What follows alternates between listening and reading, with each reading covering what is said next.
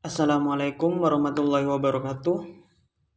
Perkenalkan, saya Gilang Dwi Prasetyo dari Pendidikan Biologi dengan NIM 2019-1842 05B0030. Video kali ini saya akan menjelaskan materi tentang bagaimana dinamika historis, konstitusional, sosial politik, kultural, serta konteks kontemporer penegakan hukum yang berkeadilan dengan menggunakan alat peraga induktif yang saya buat. Dalam materi bagaimana dinamika historis, konstitusional, sosial politik, kultural, serta konteks kontemporer penegakan hukum yang berkeadilan, ini terdapat 5 poin. Di poin pertama terdapat menelusuri konsep dan urgensi penegakan hukum yang berkeadilan. Upaya penegakan hukum di suatu negara sangat erat kaitannya dengan tujuan negara. Negara Kesatuan Republik Indonesia adalah negara hukum. Artinya, negara yang bukan didasarkan pada kekuasaan belaka, melainkan negara yang berdasarkan atas hukum. Artinya, semua persoalan kemasyarakatan,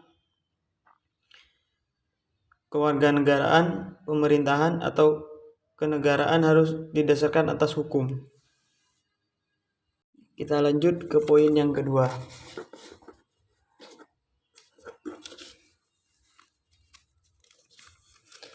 Poin yang kedua yaitu menanya alasan mengapa diperlukan penegakan hukum yang berkeadilan. Pada sejumlah permasalahan kehidupan bermasyarakat, berbangsa, bernegara, beberapa di antaranya yang terkait dengan masalah penegakan hukum adalah A. Perilaku warga negara khususnya oknum aparatur negara banyak yang belum baik dan terpuji.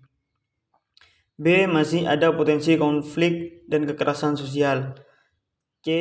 Maraknya kasus-kasus ketidakadilan sosial dan hukum yang belum diselesaikan dan ditangani secara tuntas. D. Penegakan hukum yang lemah. E. Pelanggaran oleh wajib pajak. Ya, selanjutnya kita ke poin yang C. Menggali sumber historis, sosiologis, politis tentang penegakan hukum yang berkeadilan di Indonesia. Hukum bertujuan untuk mengatur kehidupan dan ketertiban masyarakat. Gustav Radburs, seorang ahli filsafat Jerman, dalam Sutikno Martokusumo 1986-130 menyatakan bahwa untuk menegakkan keadilan ada 3 unsur yang harus diperhatikan, yaitu unsur keadilan, unsur kemanfaatan, dan unsur kepastian hukum.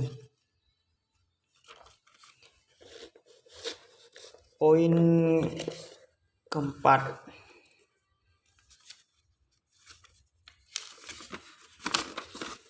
membangun argumen tentang dinamika dan tantangan penegakan hukum yang berkeadilan di Indonesia. Argumen tentang dinamika dapat kita lihat pada kasus dan peristiwa kehidupan sehari-hari seperti masih banyak perilaku warga negara khususnya oknum aparatur negara yang belum baik dan terpuji. Masih ada potensi konflik dan kekerasan sosial. Maraknya kasus-kasus ketidakadilan sosial dan hukum yang belum diselesaikan dan ditangani secara tuntas.